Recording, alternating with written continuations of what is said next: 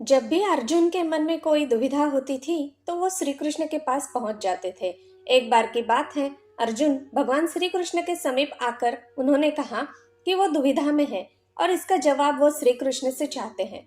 कृष्ण ने पूछा कि क्या सवाल है। अर्जुन ने कहा, मुझे ये जानना है कि अच्छे लोगों के साथ हमेशा बुरा ही क्यों होता है, वही बुरे लोग खुशहाल दिखते हैं।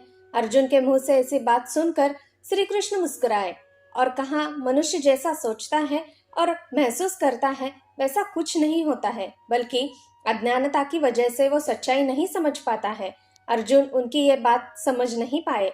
इसके बाद श्री कृष्ण ने कहा, क्या कहा वो जानते हैं। श्री कृष्ण ने अर्जुन से कहा, पार्थ, मैं तुम्हें एक कथा सुनाता हूँ, उसे सुनकर तुम समझ जाओगे कि हर प्राणी को उसके कर्म के हिसाब से ही फल मिलता है।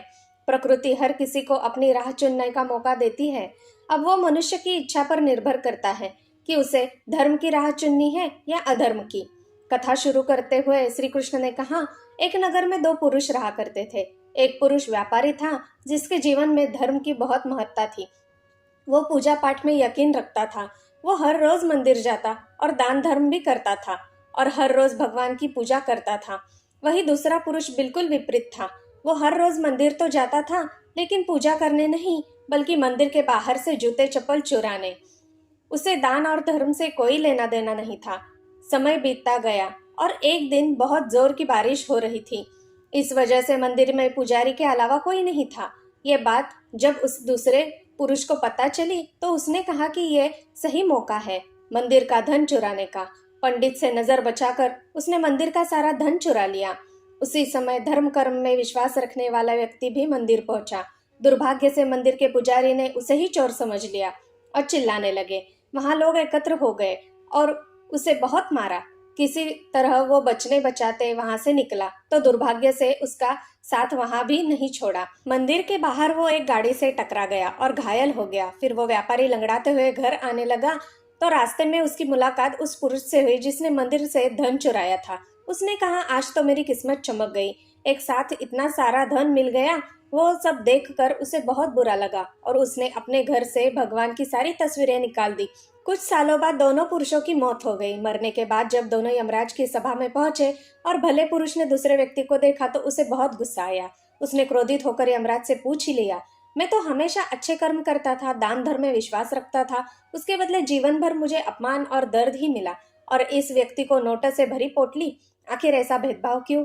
इस पर यमराज ने कहा, पुत्र, तुम गलत समझ रहे हो। जिस दिन तुम्हारी गाड़ी से टक्कर हुई थी वो दिन तुम्हारे जीवन का आखिरी दिन था, परंतु तुम्हारे अच्छे कर्मों की वजह से तुम्हारी मौत सिर्फ एक छोटी सी चोट में बदल गई।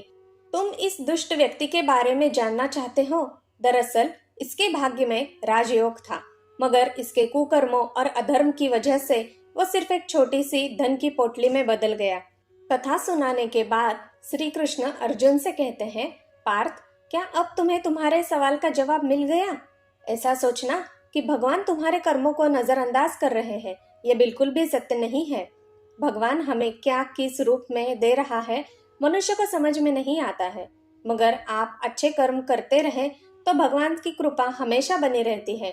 इसलिए अपने अच्छे कर्मों को बदलना नहीं चाहिए, क्योंकि उसका फल हमें इसी जीवन में मिलता है। इसलिए मनुष्य का फर्ज है कि वो हमेशा अच्छे कर्म करते रहे, क्योंकि श्री कृष्ण ने गीता में भी बताया है कि किसी के द्वारा किया गया कर्म बेकार नहीं जाता है, चाहे वो अच्छा हो या बुरा। जय श्री कृष्ण। धन्यवाद दोस्तों, मेरी सुनाई कहानियाँ अगर आपको अच्छी लगती है तो मैं आपसे अनुरोध करती हूँ कि कृपया मेरे चैनल को जरूर सब्सक्राइब कीजिएगा, एक लाइक कीजिएगा और शेयर जरूर कीजिएगा। धन्यवाद।